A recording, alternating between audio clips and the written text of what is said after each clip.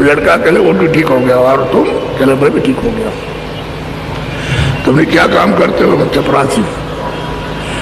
कहले 8 मील की दूरी पर दफ्तर है, वहां जाता हूँ, सुबह अंधेरे में जाता हूँ तो देर में पहुंच पाता हूँ, शाम को 9 बजे छुट्टी होती है, तो मैं रात को 11 बजे आता हूँ।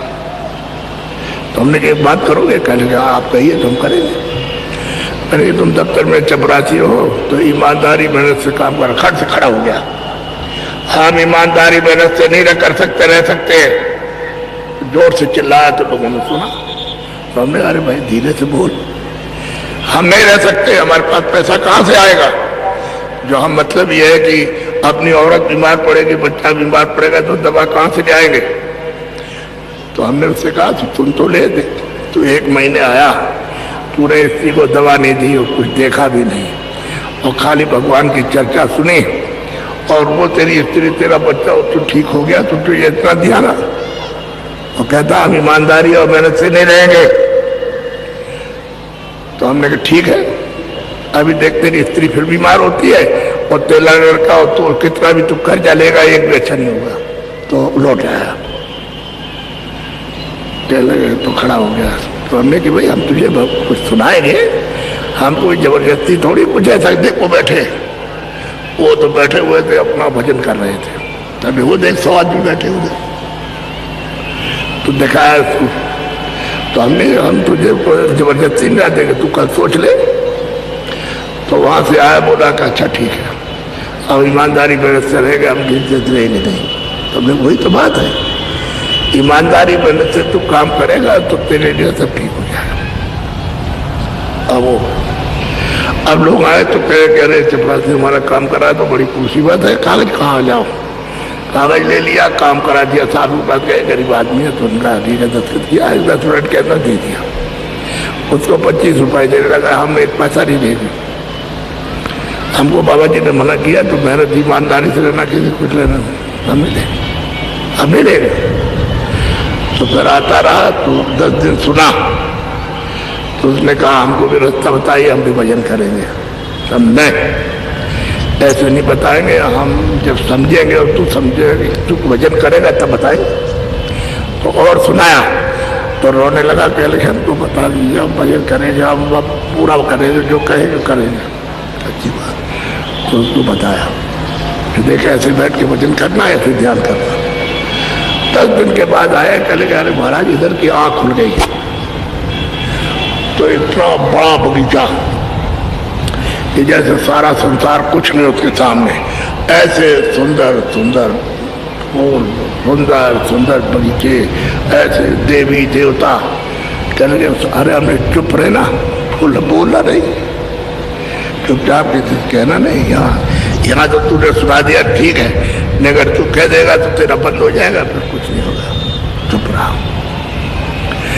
आपको आश्चर्य होगा, उसने ईमानदारी मेहनत के साथ काम, बड़ी शौहरत हुई और भजन करने लगा और इधर जाने लगा। कहने का आपको मतलब एक मिसाल आपको दी कि समझ में नहीं आता तब आप ऐसा करते हो। ईमानदारी और मेहनत के साथ काम रहो तो ये लड़का बीमार, जब आप ईमानदारी मेहनत से काम नहीं किया, लड़का बीमार तो लड़की बीमार, तो पति बीमार, तो पत्नी बीमार, तो पिता बीमार, तो भाई बीमार हो गया, और ये और ब्रेन चला गया, और हार्ट निकल गया, और किडनी गिर गई, और कैंसर हो गया, और ये गए डॉक्टर के पास, तुमका 10 लाख लगेगा, और कोई गारंटी थोड़ी है कि ऑपरेशन हो जाए तुम ठीक हो जाओगे, तो 10 लाख और देना।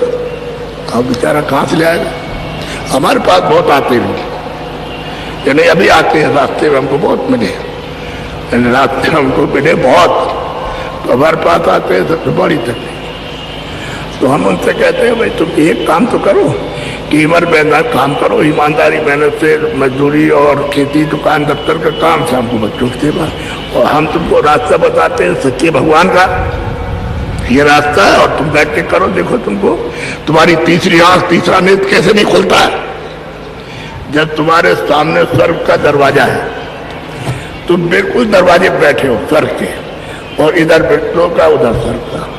तो जब आप भूल गए हो तो उधर रास्ता नहीं, वो दरवाजा नहीं मालूम कि उस स्वर्ग में जाता है, और इधर का है, नीचे अंधेरे में काम कर रहे हो, तो उसने बड़ी होशियारी से आपको फांसा है, अधिकार दे दिया।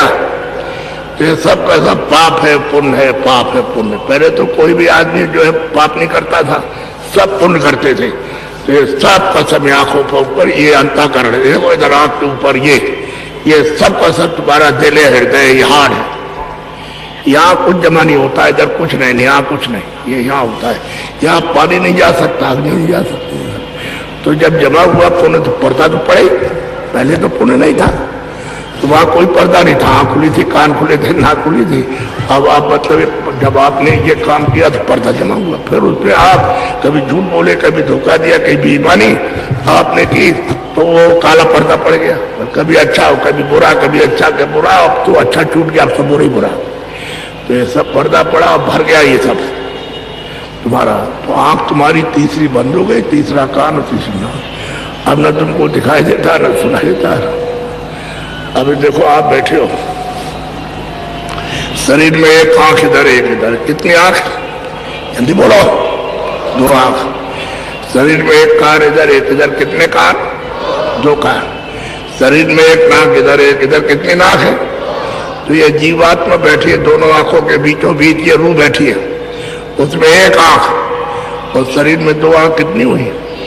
जोर से बोलो, अरे जोर से बोलो। 3। ये देखो जीवात्मा बैठी, उसमें एक कान है, और शरीर में 2 कान, तो कितने हुए? 3 कान हुए। और ये जीवात्मा बैठी, उसमें एक नाक है, और शरीर में 2 नाक, कितनी नाक हुई? तो इतनी कथाएं आप सुनते रहते हो, किसने बताया?